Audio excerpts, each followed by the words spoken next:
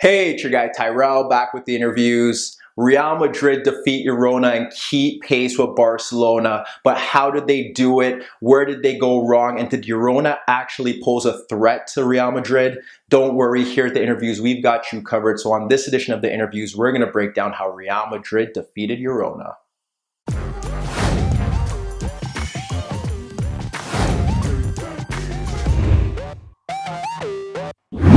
So Real Madrid remain unbeaten in La Liga, defeating Girona 4-1. And to today's video, we're going to briefly break down what both sides did right and how Real Madrid were able to come from behind to win emphatically. When we do break things down, we have Girona in a 4-3-3. We have Lozano up front, Porto and Borja on the flanks. In midfield, Granell, Pons, and Timor. When we think about Real Madrid, how did they line up? Well, more of a 4-2-3-1. Benzema up front ahead of Isco, out in wide areas, Asensio and Bale, and a midfield they went with Casemiro, and they went with Toni Kroos. You think about Girona and what they did right. Well, there were two elements to what they did right. At the start, they did press. They tried to squeeze Real Madrid into their half, try to ensure that they couldn't play out of the back. And the way they did that was when they did have the ball, they often dropped into two banks of four.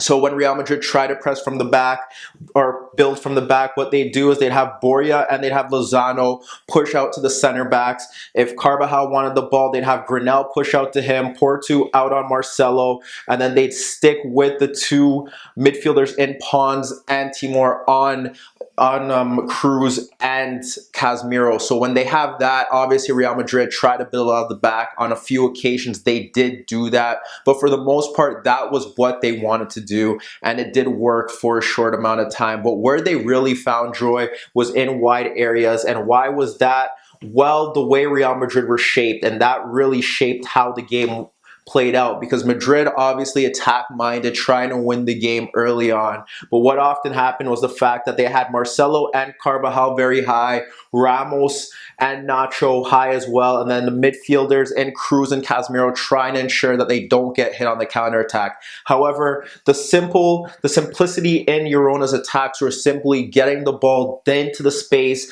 in behind Marcelo. They tried to get it in behind Carvajal once, it didn't work out.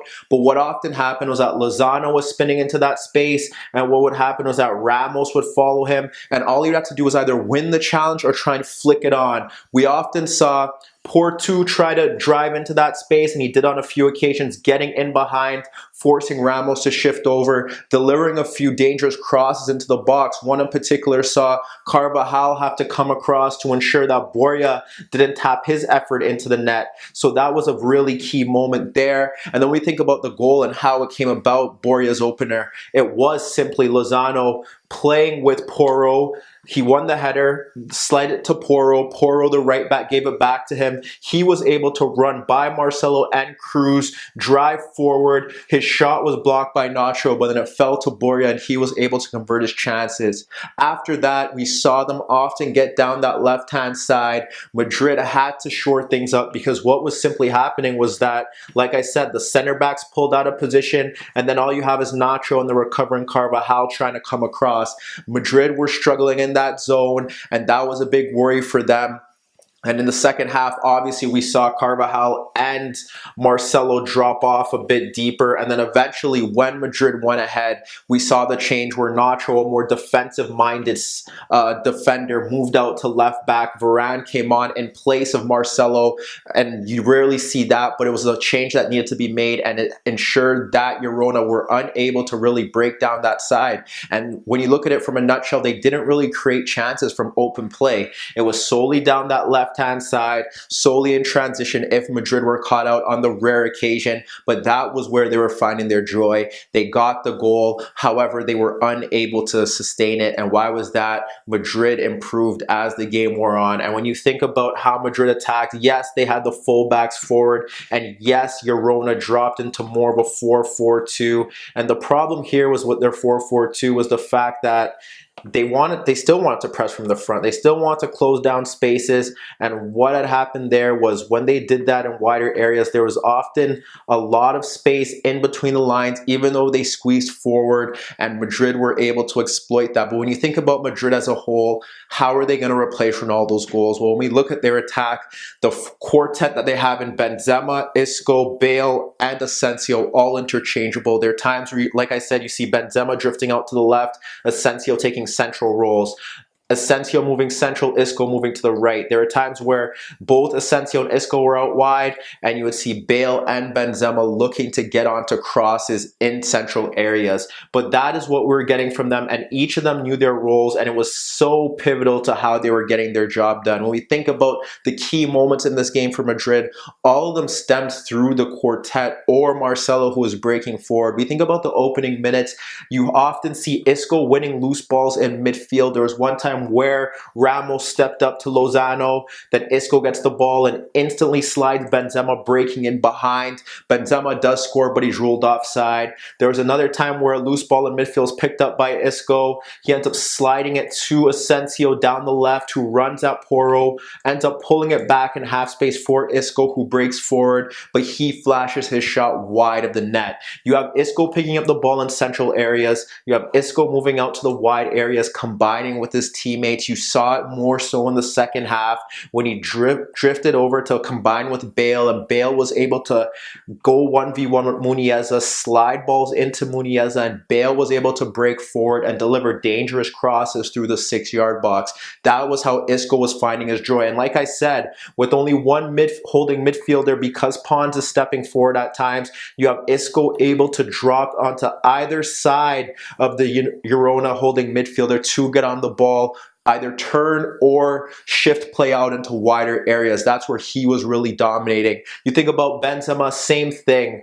Benzema dropping off when he wasn't getting the ball. The center backs aren't, and Espinoza aren't willing to drop off with him to get onto it. So what happens there is that he's able to drop off, pick up the ball, either slide it wide or drive forward. On a few occasions, he was doing that as well, picking it up from midfield, driving forward. There was one play in particular where he slid it to Bale because he didn't have any more options. Bale skied his effort over the net. But again, that's a sign of what Benzema was offering you, popping up into pockets, linking play, ensuring that Madrid were able to build forward.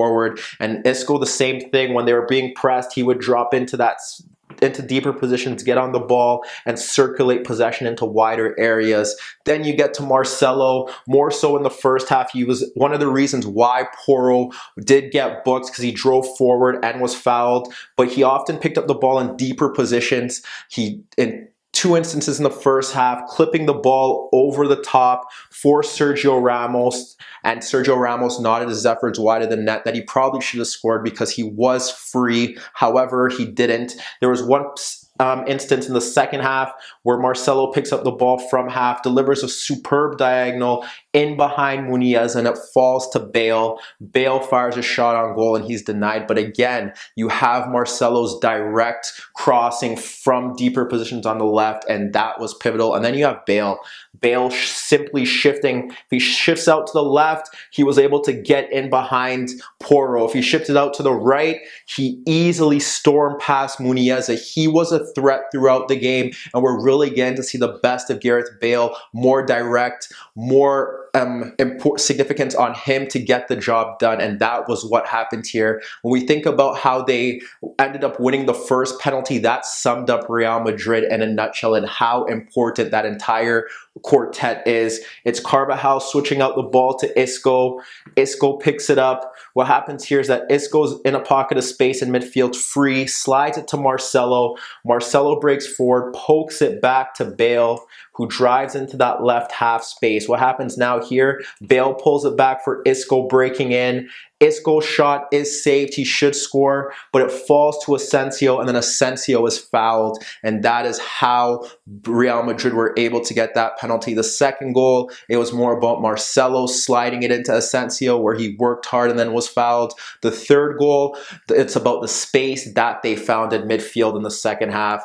It simply comes from Madrid just trying to break forward. After Navas gets the ball, he throws it to Isco, who gets across Timur. He takes his touch and then he instantly slides the ball in behind Muniesa for Bale to break free, and he finishes superbly. After that, like I said, Madrid brought on Varane. Nacho moved out to left back. They eventually took off Isco and brought on Modric. The third goal, some of the same things that we were seeing throughout the first and second half. Combination between Bale and Modric from a throw-in.